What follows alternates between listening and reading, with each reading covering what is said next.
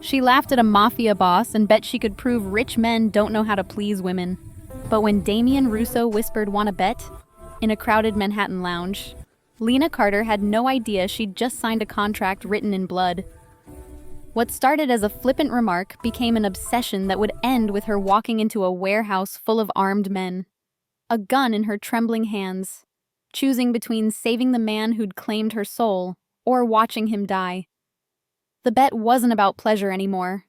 It was about whether love born from danger could survive when the entire criminal underworld wanted her dead. The rooftop lounge in Manhattan smelled of expensive perfume and aged whiskey. Smooth jazz floated through the air, mixing with laughter that came too easy from people who'd never worried about rent. Golden lights bounced off floor-to-ceiling glass walls, and beyond them, the city sprawled like a glittering promise. Beautiful, ruthless, and wide awake. Lena didn't belong there. She wasn't poor, but she didn't have money to burn on $30 cocktails and small talk with people who measured worth in zeros. Her best friend Tessa had dragged her out after a brutal week at the office, insisting she needed one night to feel alive instead of just surviving. Now Lena stood at the marble bar, red dress hugging curves she usually hid under blazers and slacks, pretending the Cosmopolitan in her hand tasted better than the $12 wine she bought at the corner store. The dress wasn't designer. She'd found it on sale, but it fit her like it had been made for her body specifically. Her dark hair fell in loose waves past her shoulders, and she wore minimal makeup because she'd never needed much. She didn't try to stand out, but she did anyway. Then she saw him. At first, he was just another wealthy man surrounded by silent watchers in expensive suits. But there was something different about the way the room responded to his presence. When he shifted in his seat, servers altered their paths. When he spoke, his companions leaned in like every word mattered. It wasn't about money. It was about power so absolute it didn't need to announce itself. Hey, if this story touches your heart even a little, go ahead and subscribe. Join our family of hope and love, and tell us in the comments where you're watching from. Let's share this journey together. He sat at a corner table with 3 men, each one scanning the room more than enjoying their drinks. His expression remained neutral even when people approached to pay respects. His dark eyes, almost black under the amber lighting, studied the lounge like a man cataloging assets and threats. He wore a charcoal suit that probably cost more than Lena's monthly salary, tailored so perfectly it looked like armor. His presence was calm, but it was the kind of calm that made your pulse quicken. "Who's that?" Lena asked Miles Turner, the bartender. Miles froze mid-polish of a glass, then cleared his throat. "You don't want to know, miss." That was answer enough. Tessa, perched on the stool beside her, followed Lena's gaze and went pale. "Oh no, no, no, no." "What?" "That's Damian Russo," Tessa whispered urgently. "Should I be impressed?" Lena took another sip, feigning indifference. "You should be careful," Tessa hissed. "He's not just rich, Lena. He's dangerous. Like people disappear dangerous." Lena smiled faintly, emboldened by vodka and exhaustion. "They're all the same. Money makes them think they can buy anything, people included." She didn't mean for her voice to carry, but the jazz had dipped into a quiet bridge, and her words floated across the space like a challenge. Miles's eyes went wide. He glanced nervously toward Damian's table, and Damian Russo slowly turned his head. His gaze found hers across the bar. Dark, unreadable, absolutely focused. For one breathless second, Lena forgot how to think. The air felt heavier, the sounds around her muffled. Then she told herself to stop being ridiculous and looked away. But he didn't. "Don't look at him like that," Tessa whispered frantically. "You have no idea what he's capable of." "I'm not looking," Lena replied, staring determinedly at her drink. "I'm just standing here." "You challenged him. Tessa said. In public. That's basically suicide. Good, Lena muttered. Someone should. Damien Russo stood. The movement was smooth, deliberate, like a predator rising from rest. The men beside him exchanged glances but didn't stop him. He adjusted his suit jacket, only the middle button fastened, and started walking toward the bar. Every conversation around them softened. People shifted without being asked, creating a path. Even Miles stepped back, suddenly very interested in wiping down the far end of the counter. Lena's heart hammered, but she refused to move. When he stopped in front of her, she had to tilt her head back to meet his eyes. He was taller than she'd expected, broader through the shoulders. Up close, his features were sharp, defined jawline, straight nose, mouth that looked like it rarely smiled. His eyes were darker than she'd thought, almost predatory in their intensity. He smelled like cedarwood, and something expensive she couldn't name, like power bottled and worn. You think that's funny? His voice was low, controlled, the kind of quiet that demanded attention. Lena blinked. Excuse me? What you said, he replied evenly. About rich men.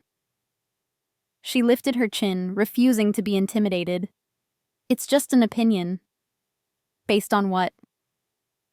Experience, she said, crossing her arms. Rich men like control. They think they can take what they want and walk away clean. His eyes moved slowly from hers to her lips, then back, a deliberate study that made her skin prickle. And you think that's all there is to men like me?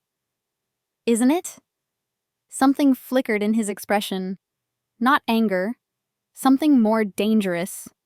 Interest. He leaned in, close enough that she could feel the warmth radiating from him, close enough that his next words were for her alone. Wanna bet? The question hung between them like a dare, like a contract signed in invisible ink. Lena's breath caught. Tessa grabbed her arm, but Lena barely felt it.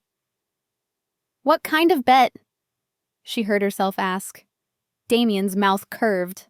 Not quite a smile, but close. The kind where if I win, you admit you were wrong. About everything. And if I win, you won't. It wasn't arrogance. It was certainty. Lena should have walked away, should have laughed it off, finished her drink, and disappeared into the safe, boring predictability of her normal life. Instead, she extended her hand. Deal. His hand enveloped hers, warm, calloused despite the expensive suit, grip firm enough to send heat racing up her arm. They shook once, and in that moment, in that golden-lit lounge with jazz playing and the city glittering behind them, Lena Carter made a bet with the devil. She just didn't know it yet. His hand lingered in hers for a beat longer than necessary. Warm, possessive, deliberate. Then Damien Russo released her and stepped back, that almost smile still playing at the corner of his mouth. I'll be in touch, he said, voice low enough that only she could hear. I didn't give you my number. His eyes gleamed with something dark and amused. I don't need it. Before Lena could process that statement, he turned and walked away. The crowd parted for him automatically. Conversations resuming only after he'd passed. His men fell into formation around him, silent shadows in expensive suits. And within seconds, Damien Russo had disappeared down the private elevator like he'd never been there at all. Except Lena could still feel the heat of his palm against hers, could still smell cedarwood lingering in the air. What? Tessa breathed beside her. The hell was that? Lena blinked, reality crashing back in waves. The jazz resumed its normal volume. The golden light felt too bright suddenly. Her heart hammered against her ribs like it was trying to escape. I'm not sure. You're not sure? Tessa grabbed her arm, spinning her around. Lena, you just made a bet with Damien Russo. Do you have any idea?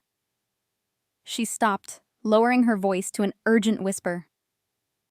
Do you even know who he is? You said he was dangerous. Dangerous doesn't even begin to cover it. Tessa glanced around nervously, as if saying his name might summon him back. He runs half the city, the parts that don't show up on tax forms. People who cross him don't just lose business deals, Lena. They disappear. The word hung between them, heavy with implication. Lena's hand trembled slightly as she reached for her Cosmopolitan. She downed the rest in one burning gulp. He's just a man. He's really not. Tessa studied her face, expression shifting from panic to something like concern. Oh no, you're interested. I'm not. You are. I can see it. That look you get when you're about to do something stupid and stubborn. Tessa shook her head. Lena, whatever game you think you're playing, he invented the rules. And he doesn't lose. Miles appeared then, refilling Lena's glass without being asked. His hands shook slightly as he poured. On the house, he said quietly. Lena frowned. Why? Miles glanced toward the private elevator, then back at her. Mr. Russo's tab covers it. He said to take care of you for the rest of the evening. Of course he did, Tessa muttered. But Lena felt something flutter in her chest. Part irritation, part something she didn't want to name. He'd been gone less than 2 minutes and was already proving his point. That he could take care of things, control situations, anticipate needs, show her exactly what rich men could do. I don't want his money, Lena said, pushing the glass away. Miles looked genuinely panicked. Miss, please, he was very specific. It's fine, Miles, a woman's voice interrupted. I'll handle it. They turned to find a striking woman in her late 20s approaching the bar. She wore a black dress that probably cost more than Lena's entire wardrobe, and her dark hair was pulled back in a sleek ponytail that emphasized sharp cheekbones and intelligent eyes. Isabella Russo, she introduced herself, extending a manicured hand. Damien's cousin. Call me Izzy. Lena shook her hand cautiously. Lena Carter. I know. Izzy's smile was friendly but assessing. The whole room knows. You just did something very few people are brave or stupid enough to do. Which is? Challenge him publicly. Izzy signaled Miles for a drink, then turned her full attention to Lena. I'm not here to threaten you or warn you off. I'm just curious. What made you think antagonizing my cousin was a good idea? Lena bristled. I didn't antagonize anyone. I made a comment. He's the one who turned it into something. Fair enough. Izzy accepted her martini with a nod of thanks.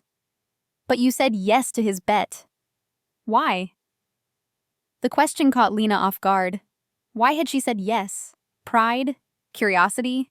The way his eyes had held hers like she was the only person in the room? Because someone needs to prove him wrong, Lena said finally. Izzy laughed. Genuine, surprised, delighted. Oh, I like you. That's exactly the wrong answer, which makes it absolutely the right one. She took a sip of her drink, studying Lena over the rim of her glass. Word of advice, though. Damien doesn't make bets he can lose. Whatever he's planning, he's already 3 steps ahead. Then maybe it's time someone surprised him. Maybe. Izzy's expression softened slightly. Just be careful. My cousin doesn't do anything halfway. When he wants something, he takes it. And right now? She glanced toward the elevator, then back at Lena. He wants you. The words sent heat racing through Lena's body. Part warning, part promise. I can take care of myself, Lena said. I'm sure you can. Izzy set down her glass and pulled out a business card. But just in case, here's my number. If things get complicated, call me. She pressed the card into Lena's hand, squeezed once, and walked away with the same effortless grace she'd arrived with. Tessa waited until Izzy was out of earshot before hissing, "Even his family is warning you. Lena, this is insane." "I know." "Then why are you smiling?" Lena touched her lips, surprised to find Tessa was right. She was smiling. Not because she thought this was a game she could win, but because for the first time in years, she felt something other than tired. She felt alive. "Let's get out of here," Lena said, grabbing her clutch. They made their way to the elevator, Tessa still muttering warnings about danger and bad decisions. But as the doors slid open and Lena stepped inside, she caught her reflection in the polished metal. Her cheeks were flushed, her eyes bright. She looked like a woman who'd just made a terrible decision and didn't regret it yet. The elevator descended, carrying them away from golden lights and jazz and the place where everything had changed. Lena didn't see him watching from the tinted SUV across the street. Damien sat in the back seat, fingers steepled, eyes tracking her exit through the lounge's glass walls. Noah Grant, his driver and head of security, glanced in the rearview mirror. "Want me to follow her home, boss?" "No." Damien's voice was quiet, contemplative. "I already know where she lives." Noah's eyebrows rose, but he said nothing. After 15 years working for Damien Russo, he'd learned when silence was the safer option. Damien watched Lena and her friend climb into a taxi, watched the vehicle pull into traffic and disappear into the city's glowing arteries. His thumb traced his lower lip, the same gesture he made when planning business acquisitions or territorial expansions. She'd looked him in the eye without flinching, shaken his hand like an equal, challenged him in front of a room full of people who wouldn't dare breathe wrong in his presence. Lena Carter had no idea what she'd just started, but she would learn. "Tomorrow," Damien said, pulling out his phone. "Send flowers to her office." "No card." "What kind of flowers?" "Red roses, 2 dozen.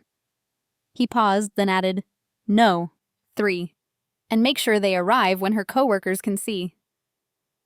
Noah pulled away from the curb, navigating the late-night traffic with practiced ease. "Playing games, boss?" "No." Damien's eyes remained fixed on the spot where her taxi had vanished, his expression unreadable in the darkness. "I'm proving a point." The city streamed past the windows, neon and shadow, promise and threat. Somewhere out there, Lena Carter was probably laughing with her friend, dismissing him as just another arrogant rich man she'd never see again. She was wrong.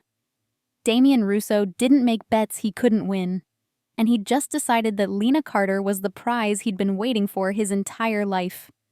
She just didn't know it yet. The next morning arrived with the kind of brightness that felt personally offensive. Lena sat at her desk in the cramped office she shared with 3 other analysts, staring at spreadsheets that refused to make sense. Numbers blurred together. Her coffee had gone cold an hour ago, and every time she blinked, she saw dark eyes and that almost smile that promised danger. "Want to bet?" She'd barely slept. Every time she'd closed her eyes, she'd felt his hand in hers, heard his voice promising to be in touch. Tessa had texted her 17 times before midnight. Each message a variation of, "Are you insane? And please tell me you're blocking his number." Except Lena didn't have his number to block, and he didn't need hers to find her. "Earth to Lena." Sophie Hale's voice cut through her thoughts. Her coworker leaned against the partitions separating their desks, holding 2 fresh coffees and wearing a knowing smirk. "You've been staring at that same cell for 20 minutes. Either you've discovered the meaning of life in those numbers, or something happened last night." Lena accepted the coffee gratefully. Nothing happened. Liar. You're wearing that look. What look? The one that says you met someone way out of your league, and you're trying to pretend you're not thinking about them. Sophie settled into her chair, spinning to face Lena directly. Spill. There's nothing to spill. Tessa dragged me to some overpriced lounge. I made a comment. Some guy overheard. End of story. Some guy. Sophie's eyes gleamed with interest. Was he hot? Lena hesitated a beat too long. Oh my God. He was hot. Sophie practically bounced in her seat. How hot? Like suit and tie corporate hot or bad boy with tattoos hot? I didn't notice. You absolutely noticed. Sophie grinned. Did you get his number? No. Did he get yours? I didn't give it to him. But he asked? Lena opened her mouth to respond when movement at the office entrance caught her eye. Their receptionist, Paula, was backing through the glass door, arms full of the most extravagant bouquet Lena had ever seen. 3 dozen red roses, perfect blood-red petals, arranged in a crystal vase that probably cost more than Lena's monthly car payment. The entire office went silent. Paula said, scanning the room.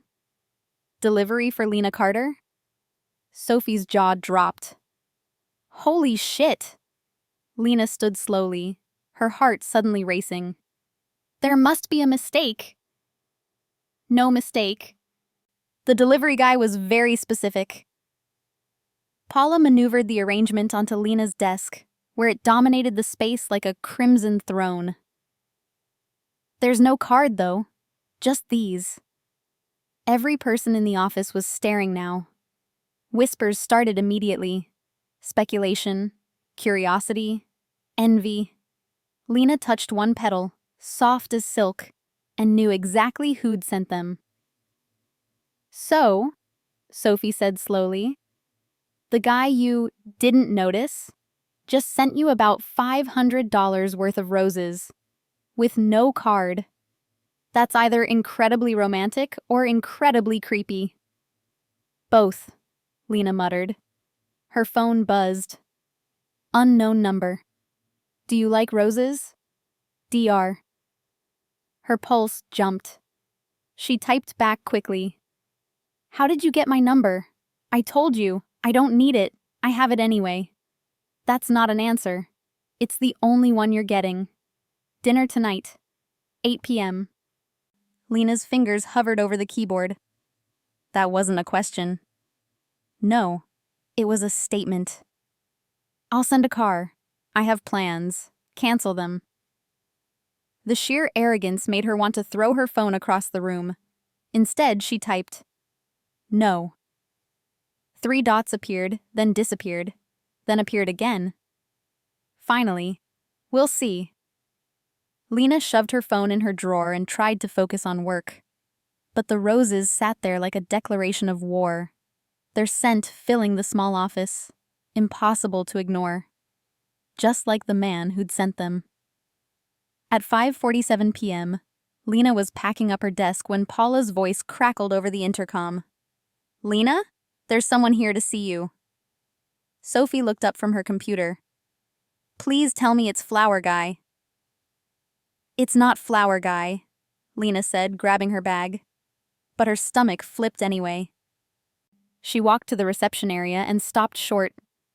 A man stood by the entrance, tall, broad-shouldered, wearing a dark suit and an expression of professional neutrality.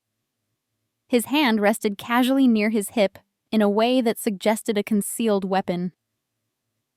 Ms. Carter, he said, voice low and respectful. I'm Noah Grant. Mr. Russo sent me. Behind her, she heard Sophie whisper, Oh my God. Lena crossed her arms. I told him I had plans. Mr. Russo is aware. Noah's expression didn't change.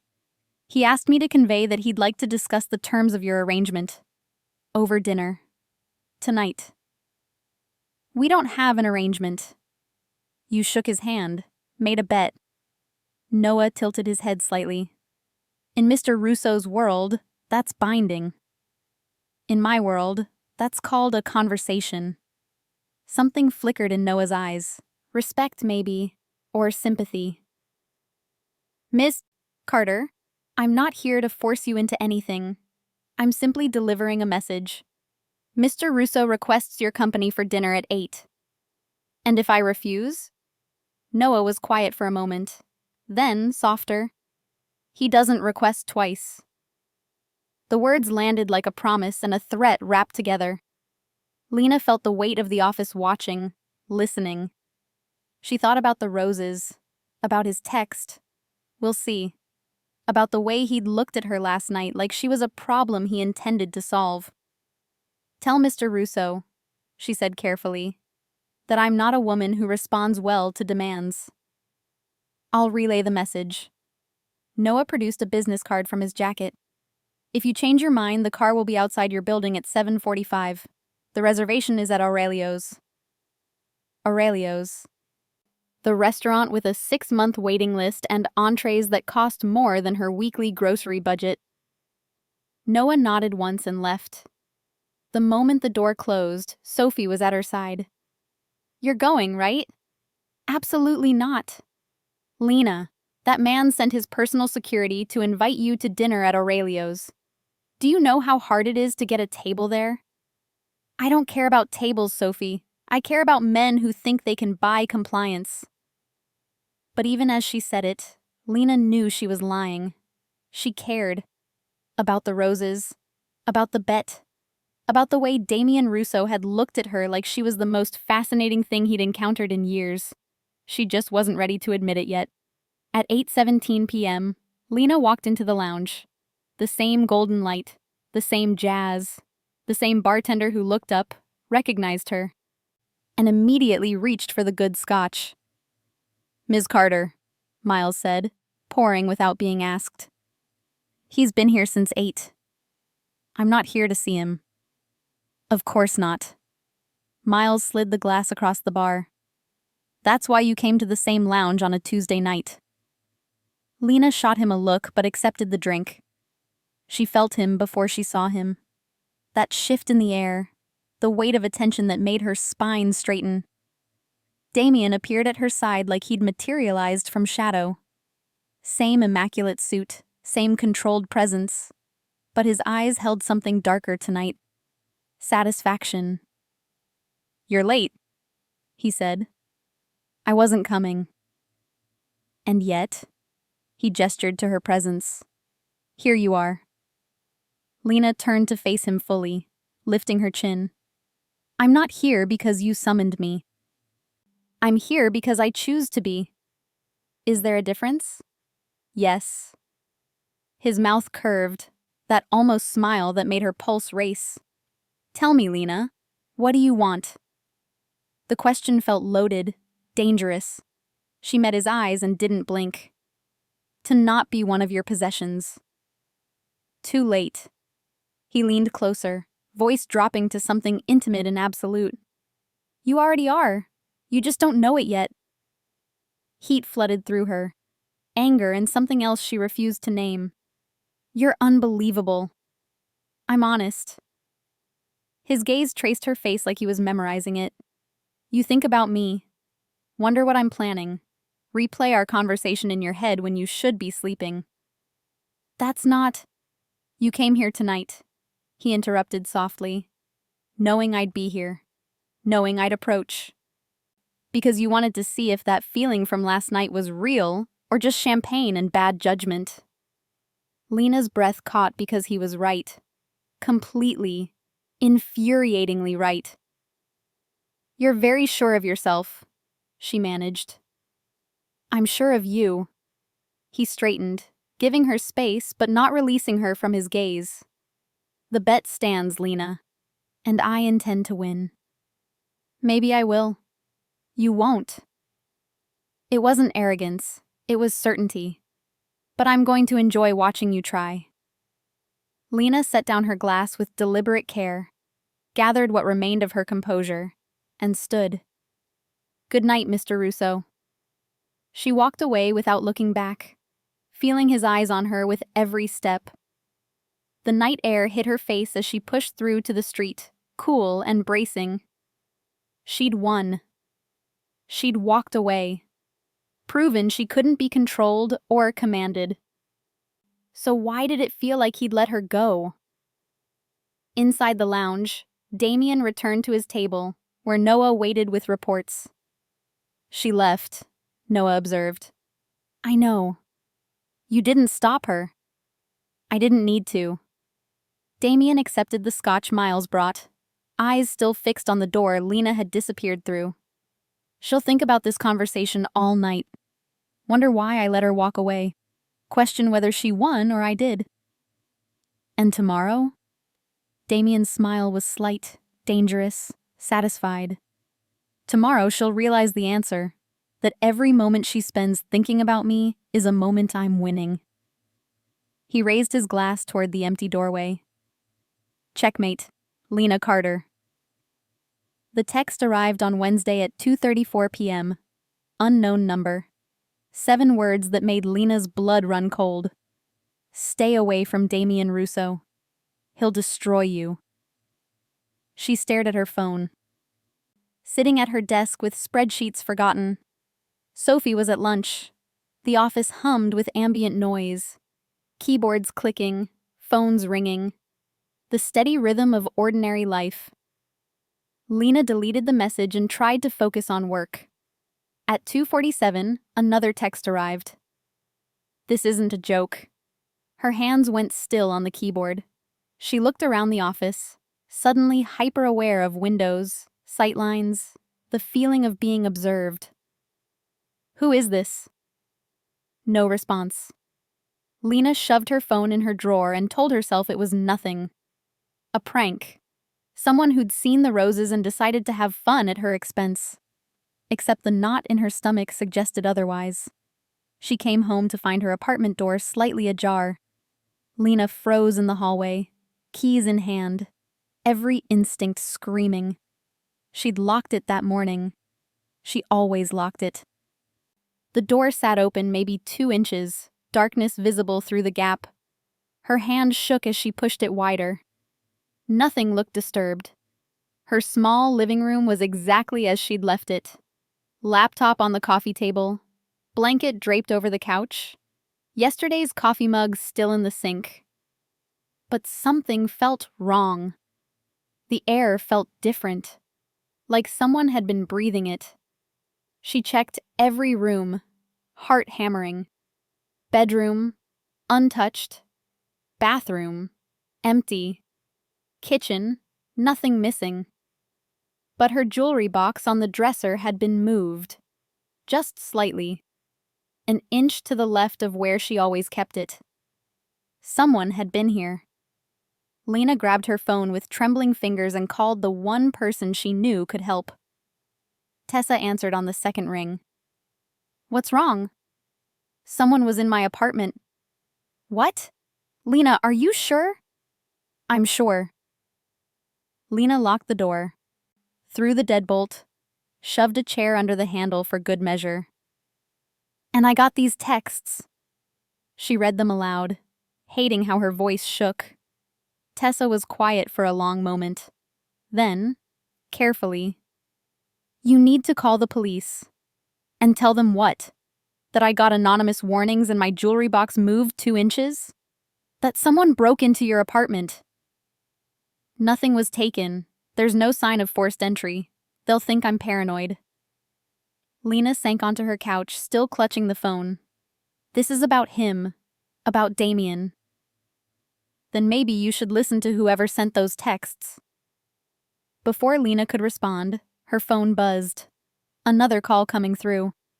Unknown number. I have to go, she told Tessa, and switched lines. Hello? Someone was in your apartment. Damien's voice was calm, controlled, and absolutely certain. Not a question. A statement of fact. Lena's breath caught. How did you... I've had someone watching your building since Monday. No apology in his tone, just cold practicality. They reported a man entering your apartment at 1:15 this afternoon. He was inside for approximately 8 minutes. You've been watching me? Yes. No hesitation. And clearly with good reason. Rage and fear warred in her chest. You had no right. Someone is targeting you, Lena. Because of me. Because you're connected to me now, whether you want to be or not. His voice softened slightly. Let me handle this. No. Lena, you think you can control me with fear? Make me so scared I'll just fall in line and do whatever you say? She stood, pacing her small living room. I won't be manipulated. Damien was quiet for a moment. When he spoke again, his voice carried something that sounded almost like regret. I'm not trying to control you with fear. I'm controlling you with truth. The truth is that someone knows you matter to me. And in my world, that makes you a target. The truth is that I can keep you safe, but only if you let me. I don't matter to you. We've met twice. 3 times. A pause. And you matter more than you should. The admission hung between them, dangerous and raw. I can take care of myself, Lena said. But the words felt hollow even to her own ears. I'm sure you can, under normal circumstances. His tone hardened. But these aren't normal circumstances. Stay somewhere else tonight. A friend's place. A hotel. Somewhere that isn't your apartment. I'm not running. It's not running. It's surviving. He exhaled slowly. Please. Lena. The please surprised her, made her hesitate. Fine, she said finally. I'll stay at Tessa's. Good. I'll have someone watching the building anyway. Of course you will. She ended the call before he could respond, already texting Tessa for emergency accommodations. The next morning, Isabella Russo walked into Lena's office at 10:15. She wore a tailored cream pantsuit and carried a leather portfolio, looking every inch the corporate client. Paula led her to Lena's desk with a bright smile. Ms. Carter, this is Ms. Russo. She has some questions about our quarterly projections. Lena's spine went rigid. Russo? Izzy's smile was pleasant, professional, and held a warning in its edges. Isabella, though most people call me Izzy. Do you have a few minutes? Paula left them alone. Izzy settled into the chair across from Lena's desk, crossed her legs elegantly, and dropped the corporate pretense. You're probably wondering why I'm here. The thought crossed my mind. I'm here because my cousin is making mistakes, and you're the reason. Izzy leaned forward slightly. Damien doesn't get distracted, ever. He doesn't send flowers or make bets or assign his head of security to watch random women's apartments. But he's doing all of that for you. I didn't ask him to. No. You just laughed at him and walked away. Twice. Izzy's expression held grudging respect. Do you know how rare that is? How intoxicating it must be for a man who owns everything to meet someone he can't control. Lena's hands clenched in her lap. What do you want, Izzy? To warn you. Damien isn't like other men. He doesn't have normal relationships or normal feelings. Once you're in his world, you don't walk away. Not because he won't let you, though he probably won't, but because his world has a way of claiming people. I'm not in his world. You are. The moment you shook his hand, you were in. Izzy stood, smoothing her suit.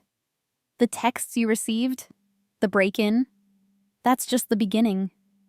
His enemies will use you. His allies will study you. And Damien? She paused at the partition. He'll protect you with everything he has. But protection from a man like him comes with a price. What price? Your freedom, your anonymity, maybe your soul, if you're not careful. Izzy's smile turned sad. I like you, Lena. So I'm telling you this. If you want out, get out now, before it's too late. She left, heels clicking across the office floor, leaving Lena alone with spreadsheets and warnings she couldn't ignore. Sophie appeared moments later. Who was that? A ghost, Lena whispered, telling me I'm already dead. That night, Lena returned to her apartment against everyone's advice. She'd had the locks changed, installed a security chain, even bought pepper spray from the bodega on the corner. She refused to be driven from her own home by fear. But at 11:47 p.m., as she stood at her window looking out at the city, she saw it. A dark SUV parked across the street. Tinted windows, engine running, just sitting there in the amber glow of the streetlight, watching. Her phone buzzed. Sleep well, Lena. You're safe tonight. DR. She looked at the SUV, then at her phone, then back at the vehicle. Part of her wanted to be angry, to march downstairs and demand he leave her alone. But another part, the part that had felt terror when she'd found her door open, felt something else entirely. Relief. She texted back, "This doesn't mean I trust you." His response was immediate. Good. Trust is earned. Safety is given. Lena turned off the lights and went to bed, knowing that across the street someone was watching. And for the first time since the text started, she slept through the night. It happened on Thursday at 6:23 p.m. Lena left work later than usual, the sun already setting, shadows stretching long across the pavement. She walked toward the subway, bag over her shoulder, mind occupied with deadlines and Damien Russo and warnings she couldn't shake. She didn't notice the man until his hand clamped around her arm. Ms. Carter. His grip was iron, pulling her toward the alley between buildings. Someone wants to talk to you. Lena's scream caught in her throat. She twisted, tried to break free, her self-defense training evaporating under pure panic. Then Noah appeared. 1 second, the alley entrance was empty. The next, Noah Grant stood there, gun drawn, eyes cold, and absolutely focused. Let her go. The man's grip loosened immediately. I know what you were doing. Noah's voice was arctic. Walk away. Now. Or I put a bullet in your knee and then you walk away. Your choice. The man released Lena and ran. Noah holstered his weapon in one smooth motion and turned to her. Are you hurt? Lena couldn't speak, couldn't breathe. Adrenaline flooded her system, making her shake. Ms. Carter. Noah's voice gentled. Are you hurt? No. How did you? You were right there. Right when he grabbed me. How? I've been following you since you left the office. He said it matter-of-factly, like surveillance was perfectly reasonable. Mr. Russo's orders. Of course they were. Lena's laugh came out broken. Because he knew. He knew something would happen. He suspected. Noah glanced down the street where the man had disappeared. And he was right. Can I drive you home? She wanted to refuse, wanted to maintain some shred of independence, but her hands were still shaking. Yes, she whispered. Please. Damien arrived at her apartment at 9:47 p.m. Lena had been expecting him. She'd showered, changed into comfortable clothes, tried to stop replaying the moment that hand had grabbed her arm. When her buzzer rang, she didn't ask who it was. She just let him in. He filled her doorway in his dark suit, tie loosened. Eyes scanning her face with an intensity that made her feel naked. Now do you believe me? He asked quietly. Yes. He stepped inside, closing the door behind him. They stood in her small living room. Him too large, too powerful for the space. Her too shaken to care about propriety. Why me? The question escaped before she could stop it. You're rich, powerful. Probably have dozens of women who'd willingly sign up for whatever this is. So why target me with all this attention? Damien was quiet for a long moment. When he spoke, his voice was raw in a way she'd never heard. Because you laughed at me. That's it? That's your reason? No one laughs at me, Lena. No one challenges me. No one walks away. He stepped closer, and she saw something dangerous in his eyes. You did all three. And now I can't stop thinking about you. Can't stop wondering what you're doing, if you're safe, if you're thinking about me the way I'm thinking about you. Her breath caught. Damien, stay under my protection. Let Noah drive you. Let me keep you safe. I can't just hand over my life to you. I'm not asking for your life. I'm asking for your safety.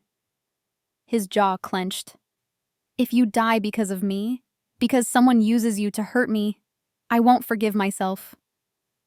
The confession hung between them, vulnerable and absolute. Lena thought about the hand on her arm, the fear, Noah's gun appearing like salvation. Okay, she whispered. Okay. Something in Damien's expression cracked. Relief, maybe, or victory. Thank you. But I have conditions. His mouth curved slightly. Of course you do. I keep my job, my apartment, my life. Noah can drive me, but I'm not disappearing into some gilded cage. Agreed. And you don't get to control me. This is protection, not possession. We'll see. But his tone was gentle, almost teasing. He left minutes later, and Lena locked the door behind him, leaning against it. Tessa called immediately. Tell me you didn't agree to his protection. I agreed. Lena, someone grabbed me today, Tess. If Noah hadn't been there. Her voice broke. I'm scared, and I hate that Damien was right. He's not saving you, Tessa said softly. He's claiming you. Lena closed her eyes. I know. But deep down, the terrifying truth was simpler. She was letting him. Across the city, Damien sat in the back of his SUV, watching Lena's building through tinted windows. Noah glanced in the rearview mirror. She agreed to protection. I know. That's what you wanted. Yes. Then why do you look worried? Damien's fingers traced his jaw, eyes fixed on her lit window. Because now she's mine to protect. And that makes her the most valuable target in the city. His phone buzzed. Unknown number. A photo. Lena leaving her office building that afternoon, before the attack. One word beneath it. Soon.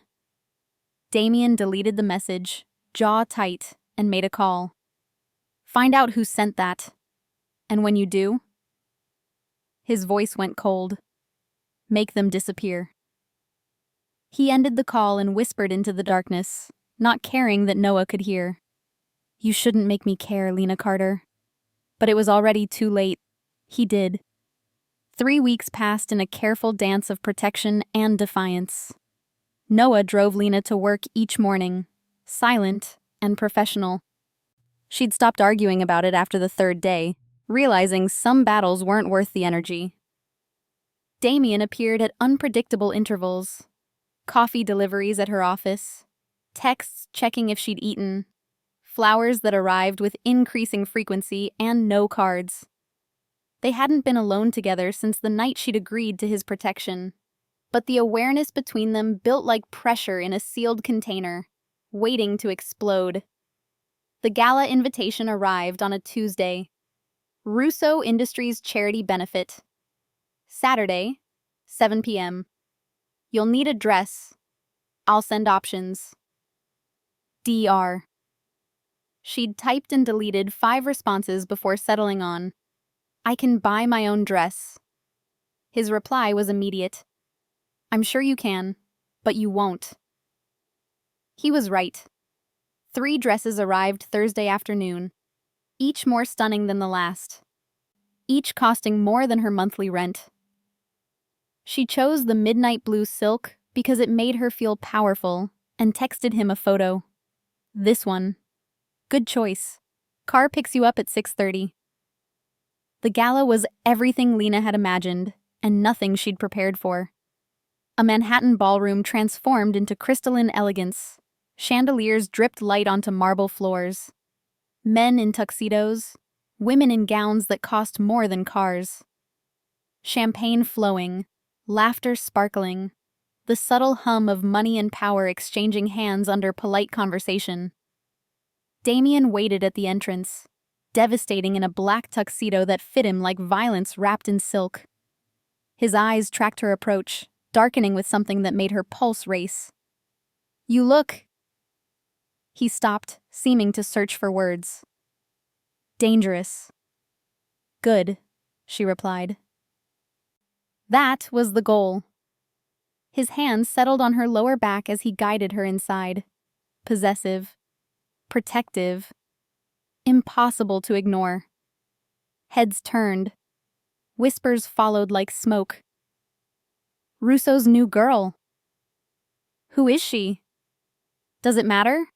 "She won't last." Lena lifted her chin and smiled, refusing to flinch under their scrutiny. The evening blurred into introductions she'd forget, conversations about markets and mergers that meant nothing to her. Damien stayed close, his presence a constant weight at her side. Every time someone looked at her too long, his hand would tighten fractionally on her waist. Then Vincent Leone appeared, older than Damien by perhaps 15 years, silver-haired and shark-eyed, wearing a smile that never reached his face. He approached during a lull in conversation, champagne in hand. "Damien, how civilized to see you at these things." His gaze slid to Lena. "And who is this radiant creature?" "None of your concern, Vincent." "Surely you can introduce us." Leone extended his hand to Lena. "Vincent Leone, old friend of Damien's." Lena knew enough by now to recognize the lie. She shook his hand briefly. "Lena Carter." "Lena." Leone's grip lingered. What a lovely name for a lovely woman. He leaned closer, voice dropping to something intimate and threatening. "Though I must warn you, pretty things don't last around him. They break, or they disappear." Damien's hand moved to Leone's wrist. Fast, controlled, dangerous. "Walk away. Now." Leone smiled wider. "Of course. Enjoy your evening, Ms. Carter, while you can." He disappeared into the crowd like poison diffusing in water. "What was that?" Lena whispered. "Nothing." But Damien's jaw was granite, his eyes tracking Leone's movements. "Stay close to me. Please." The photos appeared online at 11:47 p.m.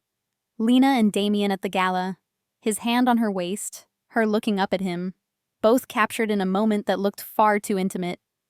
Posted across social media, gossip sites, forums where Damien's world watched and waited. The caption on every one: "Russo's weakness." Damien's phone hit his office wall at 11:52, exploding in a shower of glass and circuitry. Elias Cruz stood near the door, frozen. "Boss?" "Someone inside my circle took those photos. Someone who knew she'd be with me tonight. Someone who has access." Damien's voice was eerily calm, which made it more terrifying. "Find out who." "I'll start checking. Now, Elias. Find them now."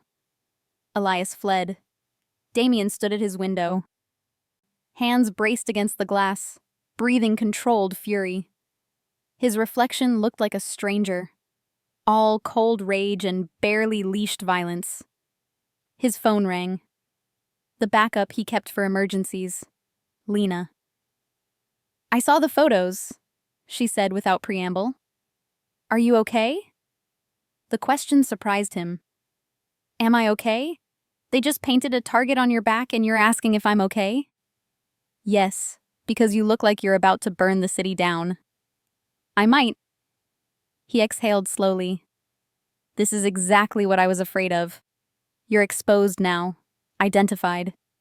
Everyone knows you matter to me. Maybe I shouldn't have gone tonight. No. The word was absolute. You have every right to exist in my world, to stand beside me. This isn't your fault. It's mine for not protecting you better. Damien, you can't protect me from everything. His voice cracked. Low and dangerous and raw. Watch me. A sound. Sharp. Wrong. Glass shattering. Lena? Damien's heart stopped. Lena, what was that? I don't know. My window just... Her voice pitched with panic. Oh my God. There's a laser sight. On my wall. It's moving. Get down! Damien was already running, phone pressed to his ear, shouting orders at Noah. Now, Lena! Get on the floor away from the windows. Another shot. Glass exploding. Lena's scream cut off. Lena! Lena! Static. Then nothing. Damien's world tilted. He ran faster than he'd ever run, Noah's car already waiting, tires screaming as they tore through city streets. Please. Please let her be alive. The villa was 3 hours north. Isolated. Secure. Untraceable. Lena had been silent the entire drive, wrapped in shock and one of Damien's coats. The bullet had missed her by inches, embedding in her wall right where her head had been moments before. A warning. A message. We can reach her anytime. Now she stood in the villa's living room, floor-to-ceiling windows overlooking endless forest, fireplace crackling with false comfort. I can't stay here, she said quietly. I have a job. A life. You have a life because that bullet missed. Damien poured scotch with shaking hands. If you'd been standing 2 inches to the right. But I wasn't. This time. He handed her the glass. Lena, Leon just declared war. And you're the battlefield. She drank, the burn grounding her. For how long? Until I end him. And if you can't? His eyes met hers, dark, determined, haunted. Then we stay here until I can. Days blurred into each other. No phones except Damien's encrypted line. No internet. Just silence, tension, and proximity. At first, Lena resented the isolation, paced the villa like a caged animal, demanding updates Damien couldn't give. But nights by the fire changed things. Conversations that started as arguments softened into something else. On the 4th night, they sat on opposite ends of the couch, scotch between them, watching flames dance. Do you ever stop controlling everything? Lena asked. Damien was quiet for a long moment. No. Must be exhausting. It is. He met her eyes. Except when you're near. Then I forget to. The admission hung between them, vulnerable and dangerous. Lena shifted closer. Why? Because you don't let me. Because you argue and challenge and refuse to be managed. His voice dropped. Because when I'm with you, I remember what it feels like to want something I can't simply take. She was close enough now to see gold flecks in his dark eyes. And what do you want? You. Simple. Absolute.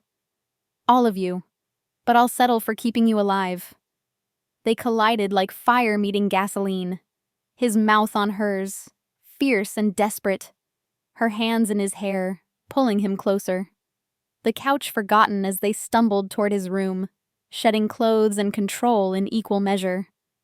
Later, tangled in sheets with dawn creeping through curtains, Damien whispered against her hair. You make me forget who I am.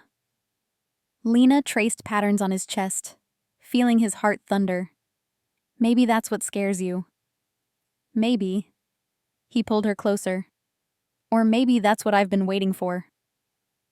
Meanwhile, Izzy worked the angles Damien couldn't.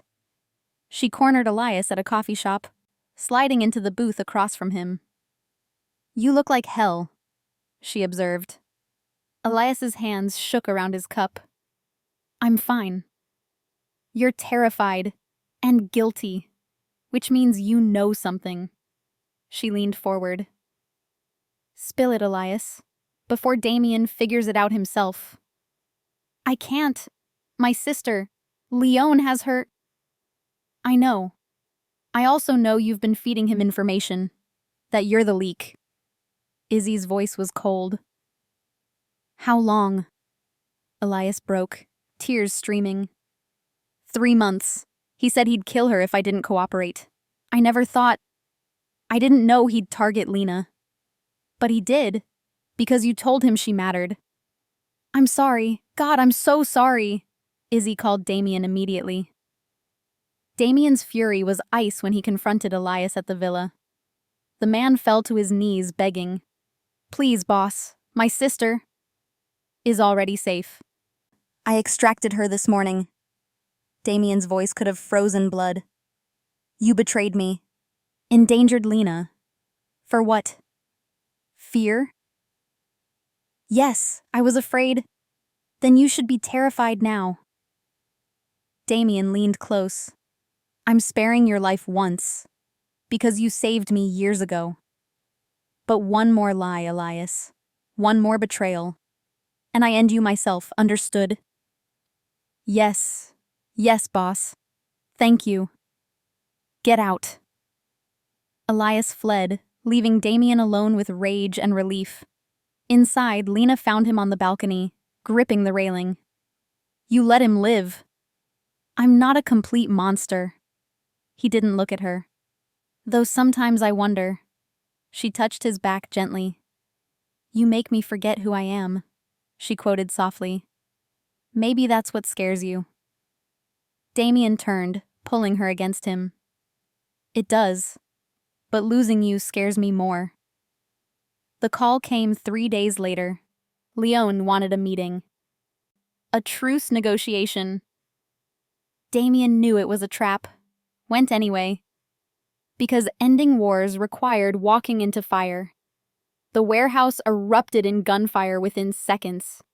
Leone's men everywhere. Damien's team outnumbered.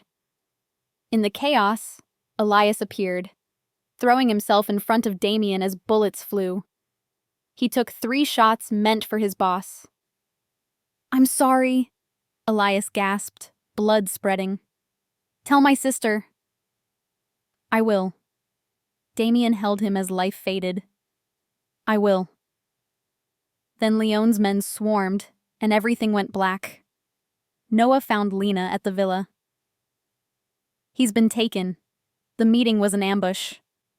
Lena's world stopped. "Is he alive?" "For now. Leone wants leverage. Then we go get him." "Ms. Carter, I can't let you—" "He risked everything for me." Lena's voice was steel.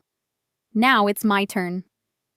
She walked to Damien's study, opened his desk drawer, and pulled out the Glock he'd once shown her. Checked the magazine, chambered around. "Let's go get him," she told Noah. And Noah, seeing something fierce and unbreakable in her eyes, nodded. "Yes, ma'am." The rain came down in sheets, turning the docks into a nightmare of reflected neon and shadow. Lena crouched behind a shipping container, Noah beside her, both soaked to the bone. Damien's men fanned out in the darkness, ghosts in tactical gear, waiting for her signal. "Last chance to stay in the car," Noah whispered. Lena checked the Glock's magazine for the 3rd time. Her hands were steady now, fear burned away by something colder. "He came for me when I was taken. I'm not leaving him." Noah studied her face and saw what Damien must have seen from the beginning. Steel wrapped in softness, fire disguised as grace. "On my count," he said. 3, 2. Inside the warehouse, Vincent Leone circled Damien like a predator savoring victory. Damien was tied to a chair, blood dripping from a split lip, ribs screaming from where Leone's men had worked him over. But his eyes remained cold, calculating, waiting for an opening. "You know what's beautiful about this?" Leone asked, gesturing to a laptop perched on a crate. "I get to show you exactly how your precious Lena is walking into a trap." He turned the screen toward Damien. Surveillance footage. Lena moving through the docks, gun in hand, Noah at her side, getting closer with every second. "She's coming for you," Leone laughed. "Like some storybook hero. Except this story ends with both of you dead, and me taking everything you built." Damien's jaw tightened. "If you touch her, you'll what? Bleed on me?" Leone pressed the gun barrel against Damien's temple. "You built an empire, Russo, and she's the one thing you can't control. The one weakness that's going to destroy everything." "She's not my weakness." Damien's voice was quiet, absolute. "She's my reason." Leone raised the gun. "Then die for her." A gunshot cracked through the warehouse. Leone stumbled, shock replacing his smile. Blood bloomed on his shoulder, and Lena Carter walked through the smoke, gun raised, trembling but fierce. "Get away from him!" The warehouse erupted. Leone's men opened fire. Noah and Damien's team stormed in from 3 sides. Professional, brutal, overwhelming. Muzzle flashes lit the darkness like lightning. The sound was deafening.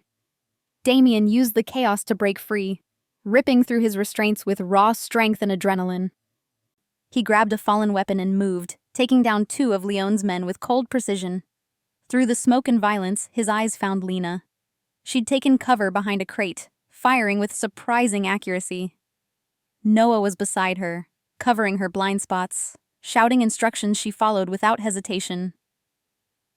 "You should have stayed hidden," Damien said when he reached her, checking her for injuries. She looked up at him, blood on her face, eyes blazing, beautiful in her defiance. "You should have known I wouldn't." A faint smirk touched his split lip. "I did. I was hoping I was wrong." "You're never wrong." She touched his face gently, checking his wounds.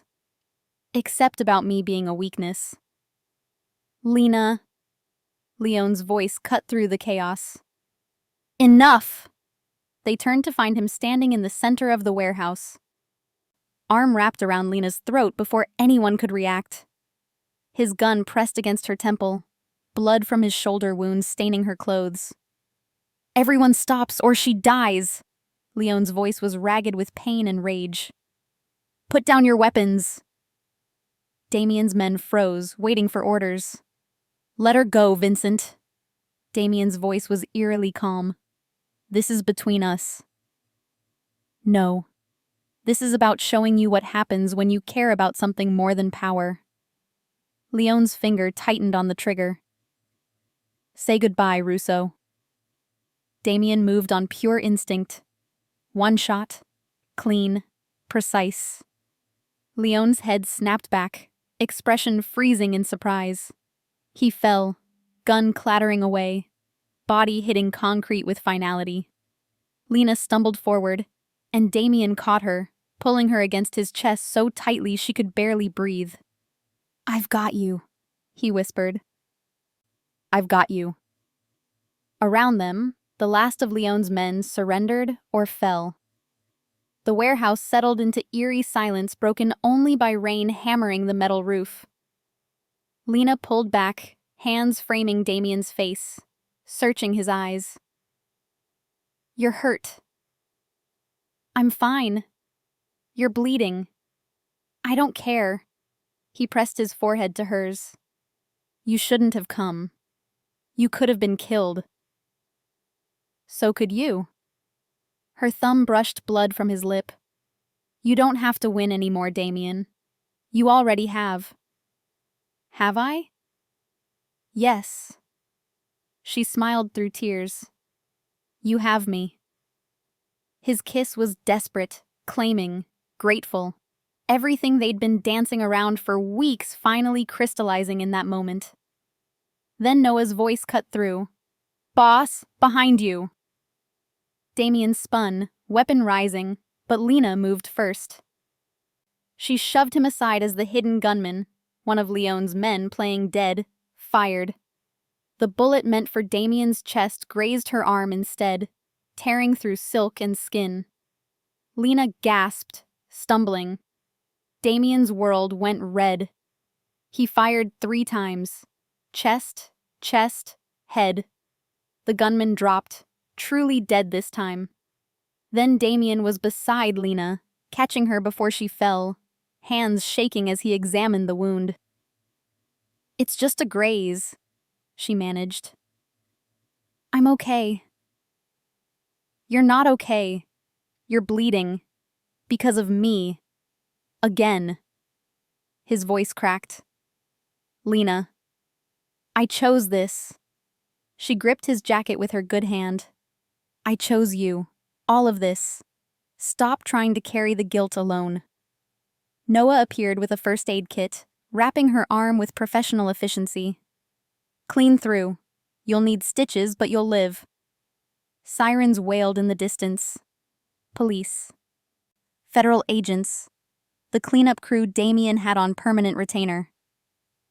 We need to go, Noah said quietly. Damien lifted Lena carefully, carrying her toward the exit. She protested weakly, but he ignored her, needing to feel her weight in his arms. Solid, real, alive. Thank you, he whispered against her hair. For coming for me. For being brave when I needed you to be. Thank you for being worth saving.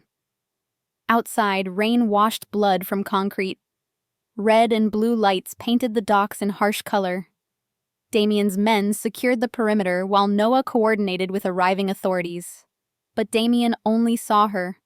Rain-soaked, wounded, fierce, and absolutely his. I love you, he said, the words escaping before he could stop them. Lena's eyes widened. What? I love you. I've probably loved you since you laughed at me in that lounge and walked away like I was nothing special. He cupped her face with bloody hands.